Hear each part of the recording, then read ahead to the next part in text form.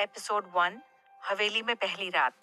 मैं अंतरा, एक nature lover और तूफानी लड़की हूँ। नेचर लवर का मतलब है कि मैं नेचुरल चीजों से बहुत प्यार करती हूँ। नेचुरल ब्यूटी जैसे पेड़, नदियाँ, झीलें, झरने, हर चीज, ऐसी सभी चीजें मेरे मन को एक्साइट करती हैं। आज मैं एक ऐसी ही जगह जा रही हूँ जो जगह नेचुरल सीन से भरी हुई है। आज मैं जंगल में बनी हुई हमारी पुरानी हवेली पर जा रही हूँ। वहां बहुत सारे पेड़, बड़ी सी नदी और हवेली के पीछे पहाड़ के ऊपर से गिरता हुआ बहुत ही अच्छा झरना है। मेरे सारे दोस्त तो वहां आने से मना कर रहे थे। उनका मानना है कि वैसी हवेली पर भूत प्रेत रहते हैं। पर आज के टाइम में ऐसी बातों पर भला कौन यकीन कर सकता है। आखिर मैं भी अंतरा हूँ। मैंने सबको आने के लिए मना ही लिया। आज पूरे 3 दिन की तैयारियों के बाद हम सच में उस हवेली पर जा रहे थे। मेरे सारे दोस्त मेरे घर पर आ चुके थे। मैं तैयार होकर अपना बैग लेकर उनके पास बाहर हॉल में गई। वो सब मेरा ही इंतजार कर रहे थे। मुझे देखकर अलीसा ने कहा, तैयार होने में इतनी देर लगती है क्या? मैंने अपने बाल सहलाते हुए कहा, हाँ, मैं तुम्हारी तरह नहीं हूँ कि कपड़े पहने, बिंदी लगाई और बालों को बांधकर चल दिए। मुझे तो सारी चीजें चुनने में भी वक्त लगता है। तभी तुषार गाड़ी की चाबी अपनी उंगलियों में घुमाते हुए बोला, हाँ हाँ ठीक है, अब जल्दी करो, हमें शाम होने से पहले वहां पहुंचना है। फिर अंधेरा हो जाएगा तो रास्ता ढूंढना मुश्किल हो जाएगा। हम सब उसी की गाड़ी में जाने वाले थे। मैं बहुत खुश होकर बोली, तो अब चलते हैं हमारे जीवन के सबसे हसीन सफर पर, जहां सिर्फ मजा ही मजा होगा। सब अपने अपने बैग लेकर तुषार की गाड़ी में बैठ गए। उसी के साथ हमारा हवेली पर जाने का सुहाना सफर शुरू हो गया। हम 5 दोस्त थे। मैं, तुषार, अलीसा, रिहान और रेशमा। हम पांचों में से मेरे और तुषार के अलावा सभी के चेहरों पर थोड़ा थोड़ा डर दिखाई दे रहा था। तुषार बिल्कुल मेरे जैसा था।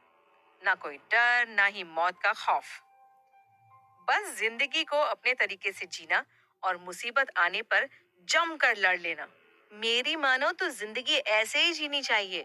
कदम कदम पर एक डर के साथ जीने में कुछ मजा नहीं आता। उस तरह जीने से तो जिंदगी का पूरा मजा ही चला जाता है। हम धीरे धीरे हवेली की ओर आगे बढ़ रहे थे। उसी समय मेरा दिल तेज हो गया।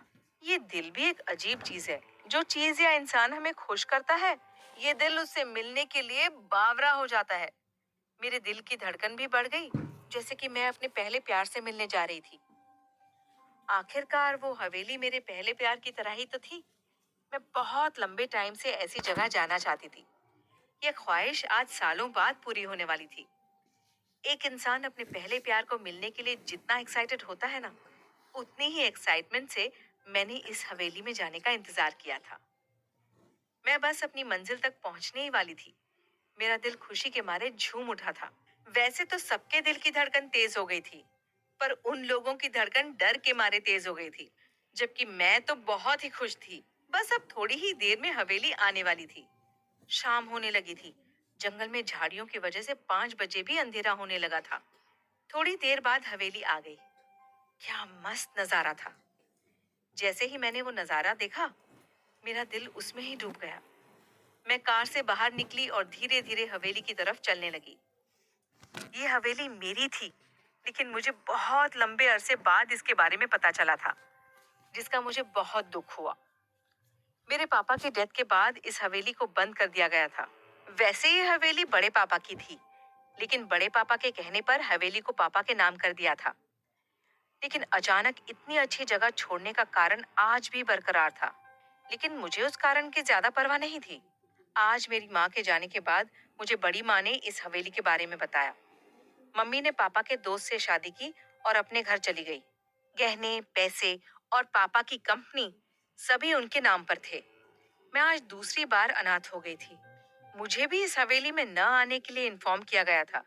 इस हवेली में पापा की डेथ हो गई, इसलिए इस हवेली के आसपास कोई नहीं आता था।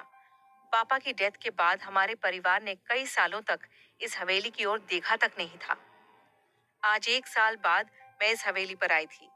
मेरे अंदाज में यहाँ कई राज दफन थे, जिसका पता अब मुझे ही लगाना था। मैं पहले हवेली की ओर आगे बढ़ी। मेरे पीछे मेरे सारे दोस्त आने लगे। कुछ ही समय में पूरी हवेली पर अंधेरा छा गया। सिर्फ पानी के बहने की आवाज आ रही थी। मैं हिम्मत कर आगे बढ़ रही थी। तभी किसी ने मेरा हाथ पकड़ा। मैंने उसी वक्त पीछे मुड़कर देखा। वो तुषार था। तुषार ने मुझसे कहा, तुम आगे बढ़ो, मैं हर कदम तुम्हारे साथ हूँ। वो मेरा हाथ पकड़कर मेरे साथ चलने लगा। उसके कुछ लफ्जों ने मुझ में एक अलग ही एनर्जी भर दी। मैं उसके साथ हवेली के अंदर आ गई। बड़े पापा ने हवेली की साफ सफाई करवा दी थी। हम सब अपने अपने कमरों में आ गए। तुषार मुझे अपने कमरे में छोड़ने के बाद ही अपने कमरे में गया। हम सब कॉलेज स्टूडेंट्स ही थे। वो सब किराए के मकान में या पीजी में रहते थे। इसलिए मैंने इस हवेली में आने का फैसला किया ताकि उन सभी को किराया न देना पड़े और हम सब एक साथ रह सकें। इस हवेली में अभी बहुत कुछ किया जाना बाकी था, जिसका काम मेरे बड़े पापा ने संभाला था। वो अपना काम अच्छे से कर रहे थे। उन्होंने हवेली को रहने लायक भी बनाया। मैं नाइट गाउन पहनकर बिस्तर पर लेट गई। पूरी हवेली देखने के लिए मैं बहुत एक्साइटेड थी, लेकिन अंधेरे में कुछ भी अच्छे से दिखना इम्पॉसिबल था। इसलिए मैंने सिर्फ आराम करने के बारे में सोचा। जैसे ही मैं बिस्तर पर गिरी, मुझे नींद आ गई। आधी रात में मैं बहुत डरी हुई थी। मैं दबी हुई आवाज में घबराते हुए बोली, तुम कौन हो? यहाँ क्या कर रहे हो? उसने बड़ी ही डरावनी आवाज में कहा, ये हवेली मेरी है। आप यहाँ नहीं आए, आपको यहाँ लाया गया है। उसकी आवाज से डरकर मेरी आंख खुल गई। मैंने एक नजर कमरे की घड़ी पर डालते हुए खिड़की की ओर देखा। हवाएं तेज हो गई थी। घड़ी 12:30 का टाइम बता रही थी। मैंने जल्दी से उठकर खिड़की बंद कर दी। आज से पहले ऐसा सपना मैंने कभी नहीं देखा था। मुझे उस सपने का मतलब समझ नहीं आया। मैं फिर से सो गई। अब नींद आना मुश्किल था, फिर भी मैं सोती रही।